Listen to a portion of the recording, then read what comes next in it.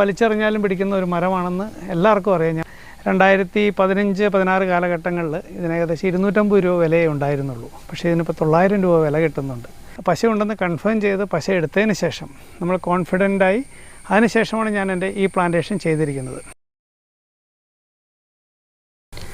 മലബാർ മേഖലയിൽ മട്ടി മരമെന്നും ട്രാവൻകൂർ ഏരിയയിൽ പെരുമരം എന്നും ആണ് പുങ്ങില്ല് മരത്തെ അറിയപ്പെടുന്നത്. മധ്യ കേരളത്തിലാണ് ഇത് പുങ്ങില്യമെന്ന് വിളിക്കപ്പെടുന്നത്.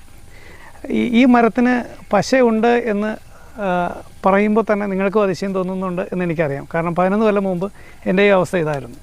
അപ്പോൾ 2 കൊല്ലം നമ്മൾ അതിൻ്റെ പുറകെ നടന്ന് പശയുണ്ടെന്ന് കൺഫേം ചെയ്ത് പശ എടുത്തതിന് ശേഷം നമ്മൾ കോൺഫിഡൻ്റായി അതിനുശേഷമാണ് ഞാൻ എൻ്റെ ഈ പ്ലാന്റേഷൻ ചെയ്തിരിക്കുന്നത്. ഈ പ്ലാന്റേഷൻ പുങ്ങില്യമരം നട്ടിട്ടിപ്പോൾ ഏകദേശം 9 കൊല്ലമായിട്ടുണ്ട്. അടയ്ക്കാമരം മോഹിനഗർ നട്ടിട്ടിപ്പോൾ 4ാം കൊല്ലത്തിലാണ് ഇപ്പോൾ നിൽക്കുന്നത്. ചൊട്ടയിട്ട് തുടങ്ങിയിട്ടുണ്ട്. ഒരു സന്തോഷമുള്ള കാര്യമാണ്. അതുപോലെ തന്നെ കുരുമുളക് പല മരങ്ങളിലും പല വളർച്ചയാണ്. കാരണം ജലസേചനം കുരുമുളകിന് തുടക്കകാലത്ത് അത്യന്താപേക്ഷിതമാണ്.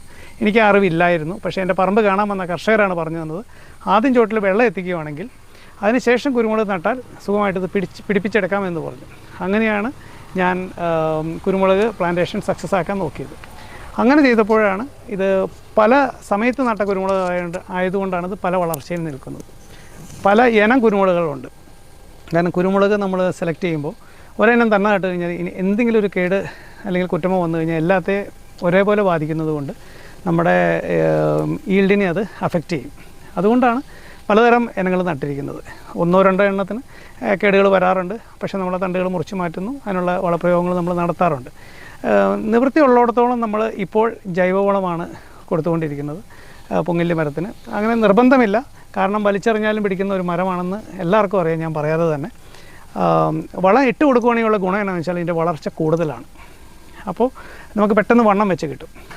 മരം വലിയ രീതിയിൽ വണ്ണം വെച്ചാലാണ് നമുക്ക് കൂടുതൽ കാലം ടാപ്പ് ചെയ്യാൻ പറ്റത്തുള്ളൂ.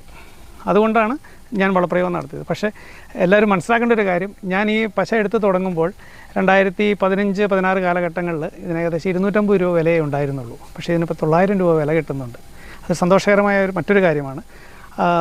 നമ്മൾ അന്ന് കുരുമുളകിനെ പറ്റി ആലോചിച്ചപ്പോൾ കുരുമുളകിന് ഏകദേശം 250-350 ഇടയ്ക്കുള്ള വിലയായിരുന്നു. ഞാൻ ആവറേജ് 300 രൂപയാണ് കാൽക്കുലേറ്റ് ചെയ്തത്. അതിനും ഇപ്പോൾ ഏകദേശം 600 രൂപ 700 രൂപ വിലയുണ്ട്. അപ്പോൾ അങ്ങനെ മൾട്ടിപ്പിൾ ഇൻകം തരുന്ന ഒരു 3 ലെയർ കൃഷി രീതിയാണ് നമ്മളിവിടെ ഇംപ്ലിമെൻറ്റ് ചെയ്തിരിക്കുന്നത്. അതായത് ഉയരങ്ങളിലേക്ക് വളരുന്ന പൊങ്ങില്യത്തിൽ കുരുമുളകും ഇടവേളയായിട്ട് അടയ്ക്കാമരവും.